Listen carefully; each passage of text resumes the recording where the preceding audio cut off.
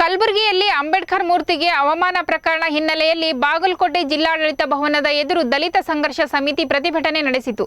ಸದ್ಯ ಪ್ರತಿಭಟನೆಯಲ್ಲಿ ಮಾತನಾಡಿದ ದಲಿತ ಸಂಘರ್ಷ ಸಮಿತಿ ಮುಖಂಡರು ಪ್ರಕರಣದಲ್ಲಿ ಬಂಧಿತರಿಗೆ ಕಠಿಣ ಶಿಕ್ಷೆ ವಿಧಿಸುವಂತೆ ಒತ್ತಾಯಿಸಿದರು. ಬಳಿಕ ಅಪರ ಜಿಲ್ಲಾಧಿಕಾರಿ ಪರಶುರಾಮ್ ಶಿನ್ನಾಳಕರ್ ಮೂಲಕ ಸರ್ಕಾರಕ್ಕೆ ಮನವಿ ಸಲ್ಲಿಸಿದರು. ಸಂಘರ್ಷ ಸಮಿತಿ ಭೀಮಹೆಜ್ಜೆ ಬಾಗಲಕೋಟೆ ಜಿಲ್ಲಾ ಸಮಿತಿ ಹಾಗೂ ರಾಜ್ಯ ಸಮಿತಿ ವತಿಯಿಂದ ಮೊನ್ನೆ ಕಲಬುರಗಿಯಲ್ಲಿ ನಡೆದಂಥ ಭಾರತ ರತ್ನ ಡಾಕ್ಟರ್ ಬಾಬಾ ಸಾಹೇಬ್ ಅಂಬೇಡ್ಕರ್ ಅವರ ಮೂರ್ತಿಗೆ ವಿರೂಪಗೊಳಿಸಿದಂಥ ಕಿಡಿಗೇಡಿಗಳನ್ನು ಈಗಾಗಲೇ ಬಂಧಿಸಾರ.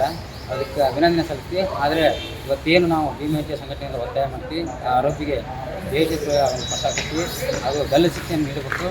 ಹಾಗೂ ಮುಂದೆ ಇಡೀ ದೇಶದಲ್ಲಿ ಬಾಬಾ ಸಾಹೇಬರನ್ನ ಮೂರ್ತಿನ ಮುಟ್ಟೋದಕ್ಕೆ ಅವರೆಲ್ಲ ಮತ್ತೆ ಎಚ್ಚರಿಕೆ ಗಂಟೆ ಆಗಬೇಕು ನಾವು ಭೀಮಹೆಜ್ಜೆ ಸಂಘಟನೆಯಿಂದ ನಾವು ಆಗ್ರಹ ಮಾಡ್ತಾ ಇದ್ದೀವಿ.